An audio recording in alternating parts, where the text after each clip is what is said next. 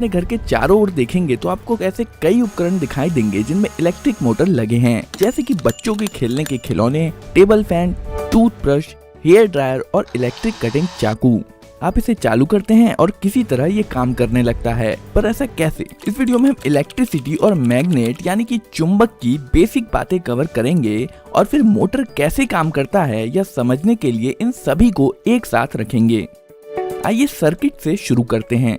हमारे पास एक बैटरी है, कुछ वायर है और एक ऐसा उपकरण है जो बिजली का उपयोग कर सकता है, जैसे कि एक लाइट बल्ब। इलेक्ट्रिसिटी सर्किट में फ्लो होती रहती है, लेकिन जैसे ही तार टूट जाता है इलेक्ट्रिसिटी बहना बंद हो जाती है और लाइट बल्ब बुझ जाता है। क्योंकि अगर हम चाहते हैं कि सर्किट काम करे तो बस आप इतना याद रखिए कि सर्किट का रास्ता पूरा होना जरूरी है और जरूरत पड़ने पर सर्किट के रास्ते को तोड़ने या जोड़ने के लिए हम स्विच का इस्तेमाल करते हैं। तार से बिजली बह रही है, इसे कन्वेंशनल फ्लो कहा जाता है। अगर हम बैटरी को बाहर निकालते हैं और उसे पलट देते हैं तो करंट दूसरी तरफ से बहने लगेगा। हालांकि लाइट बल्ब अभी भी काम करेगा, लेकिन कुछ डिवाइस ऐसे भी हैं जो करंट के प्रवाह के आधार पर अलग तरह से काम करेंगे। ये थे सर्किट के कुछ बेसिक प्रिंसिपल। अब हम आते हैं मैग्नेट पर। इसमें एक नॉर्थ पोल और एक साउथ पोल है और यह मैग्नेटिक मेटल्स को खींचता है, जैसे कि ये पेपर क्लिप। यदि आप दूसरे मैग्नेट को इसकी तरफ लाएंगे तो विपरीत पोल अट्रैक्ट होंगे और सेम पोल रिपेल होंगे। जरूरी नहीं कि मैग्नेट इसी शेप का हो। उदाहरण के लिए कुछ मैग्नेट ज्यादा फ्लैट हो सकते हैं, जैसे कि ये मैग्नेट। इन मैग्नेट्स को परमानेंट मैग्नेट्स कहा जाता है क्योंकि यह मैग्नेट्स हमेशा काम करते हैं। आप इन्हें बंद या चालू नहीं कर सकते।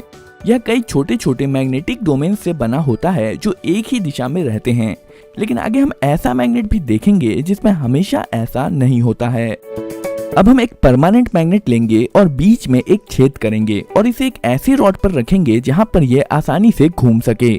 इसके साइड में एक दूसरा मैग्नेट लाने पर हम देखेंगे कि रॉड पर रखा मैग्नेट तुरंत घूमना शुरू कर देगा जब तक कि दोनों मैग्नेट्स के विपरीत पोल आमने सामने नहीं आ जाते हैं। अब अगर साइड वाले मैग्नेट को उलट दें तो सेम पोल आमने सामने आ जाएंगे और एक दूसरे को रिपेल करेंगे और विपरीत पोल एक दूसरे को अट्रैक्ट करेंगे। अब अगर हम साइड मैग्नेट को बार बार उल्टा करते रहेंगे तो हमारा घूमने वाला मैग्नेट घूमता रहेगा। अभी के लिए बस ये घूमने वाला कॉन्सेप्ट याद रखिए, हम इस पर जल्द ही वापस आएंगे। यहाँ पर एक मेटेलिक बोल्ट है जो मैग्नेट नहीं है। असल में यह मैग्नेटिक डोमेन से तो बना है, लेकिन इसके मैग्नेटिक डोमेन विभिन्न दिशाओं में है। चलिए अब इस बोल्ट पर तार को कई बार लपेटते हैं और एक सर्किट बनाते हैं।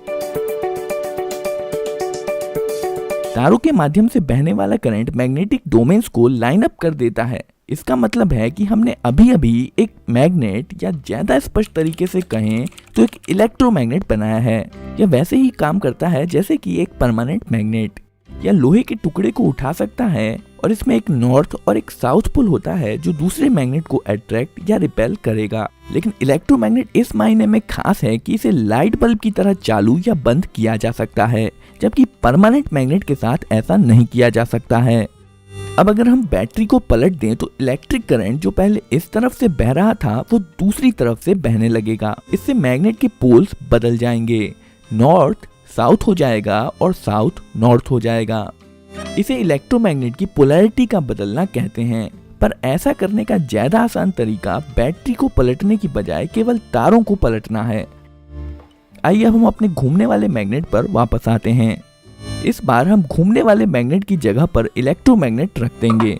अब जैसे ही हम इसमें वायर जोड़ेंगे इलेक्ट्रोमैग्नेट चालू हो जाएगा और साइड मैग्नेट के पोल्स के अनुसार अपने आप को अलाइन कर लेगा। पर ये जो इलेक्ट्रोमैग्नेट के साथ वायर जुड़े हैं ये इसे फ्रीली नहीं घूमने देंगे। पर यहाँ पर जो ध्यान देने वाली बात है वो है इलेक्ट्रोमैग्नेट के घूमने का कॉन्सेप्ट। अब अगर हम तारों को आपस में बदल दें तो इलेक्ट्रोमैग्नेट के पोल्स बदल जाएंगे।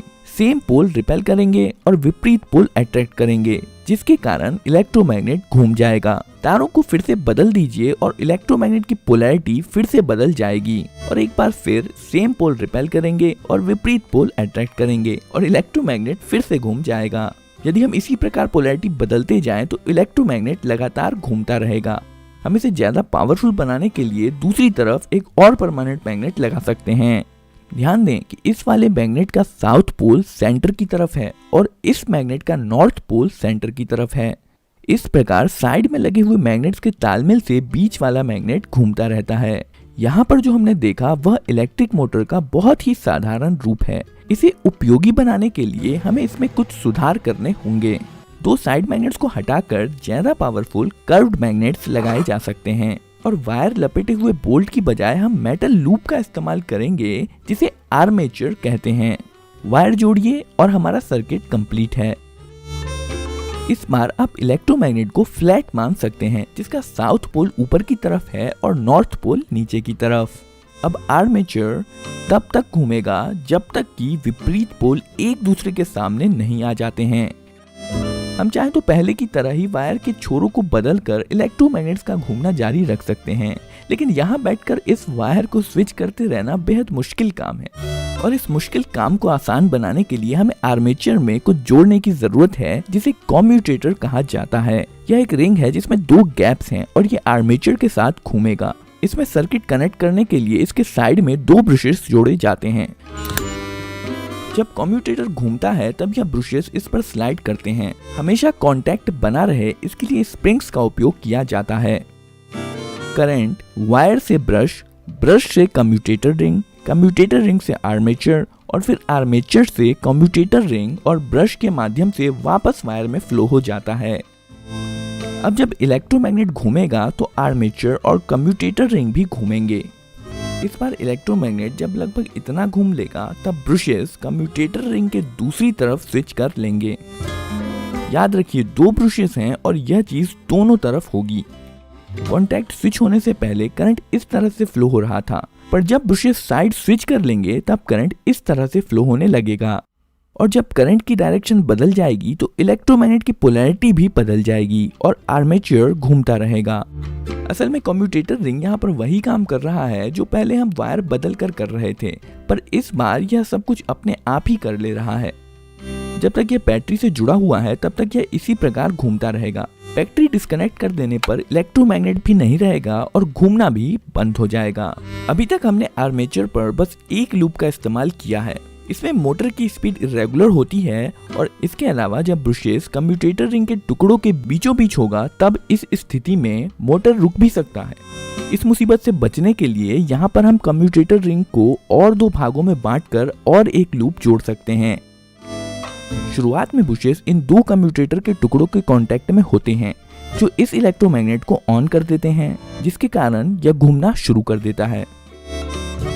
पर जब कम्यूटेटर रिंग घूमकर इस पोजीशन पर आती है तो ब्रशेस का कांटेक्ट कम्यूटेटर टुकड़े के अगले जोड़े के साथ हो जाता है, जिसका मतलब है पिछला वाला लूप ऑफ हो जाता है और अगला लूप ऑन हो जाता है और अब अगला इलेक्ट्रोमैग्नेट घूमता है।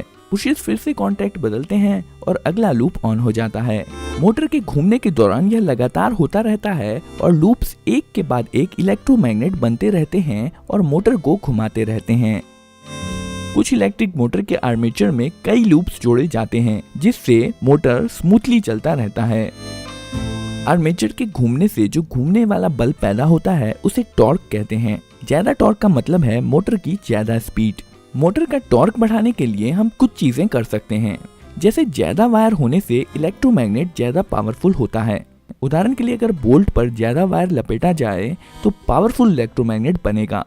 आर्मेचर लूप्स भी बहुत सारे वायर से बने होते हैं, जिसका मतलब है मोटर में ज्यादा पावरफुल इलेक्ट्रोमैग्नेट होगा और मोटर भी ज्यादा स्पीड से घूमेगा। यही कारण है कि अगर आप किसी असली मोटर को खोलकर देखेंगे तो पाएंगे कि उसमें बहुत सारा वायर लपेटा हुआ होता है। ज्यादा वायर का मतलब है ज्यादा पावरफुल इलेक्ट्रोमैग्नेट। इसे पावरफुल बनाने का दूसरा तरीका है कि इसमें ज्यादा इलेक्ट्रिसिटी दी जाए। आइए हम मोटर से संबंधित और भी कुछ नाम देख लेते हैं। यहाँ पर जो पार्ट्स नहीं घूम रहा है उसे स्टेटर कहते हैं, जो कि इस केस में साइड में लगे दो परमानेंट मैग्नेट्स हैं। ये स्टेटर एक मोटर केस के अंदर फिट होता है और बीच में जो आर्मेचर है उसे रोटर भी कहते हैं। यही वो पार्ट है जो घूमता है। मोटर के बीचों बीच एक शाफ्ट लगा होता है जो मोटर के पीछे से बाहर आता है। इस वीडियो में आपने जो मोटर देखा है वह एक डीसी मोटर है। अगर आपके पास कोई उपकरण है